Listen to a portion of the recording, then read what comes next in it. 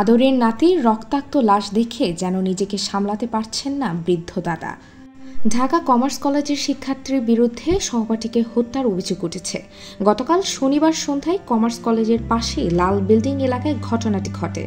নিহতের নাম জুবায়ের হাসান রাফিদ। তিনি কমার্স কলেজের একাদশ শ্রেণীর শিক্ষার্থী।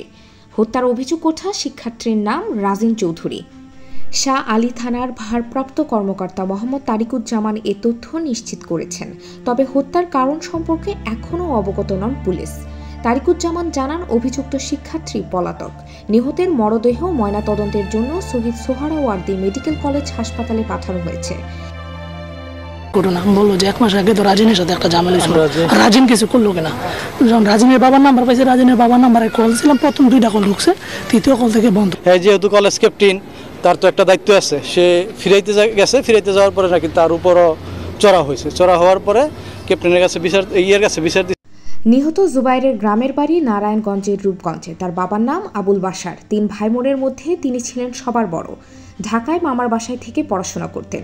তিনি মিরপুর কমার্স কলেজের বিজ্ঞান বিভাগে একাদশ শ্রেণীর ছাত্র ছিলেন। জুবাইরের মামা মোহাম্মদ নুরুজ্জামান বলেন, সকালে কোচিং করার জন্য জুবাইর বাসা থেকে বের হয়। পরে আর বাসায় না ফেরায় তাকে বিভিন্ন জায়গায় খোঁজাখুঁজি করা হয়। সন্ধ্যায় কলেজের এক শিক্ষক জানায় তাকে হত্যা করা হয়েছে। তিনি আরও বলেন, কিছুদিন আগে কলেজের কিছু বন্ধুর সঙ্গে জুবাইরের ঝগড়া হয়েছিল। ওই ঘটনায় কলেজের শিক্ষকেরা মিটমাট করে দেয়। তখন শিক্ষকেরা তাকে বলেছিল তার বন্ধুরা ভালো না, তাদের কাছ থেকে দূরে থাকতে। তারাই জুবাইরকে হত্যা করে থাকতে পারে বলে ধারণা। একই ক্লাসে ওরা পড়ে। এই বাসাটায় ওই যে বললাম যে সহপাঠী এবং তার বাবা থাকেন, তো তাদেরকে এখন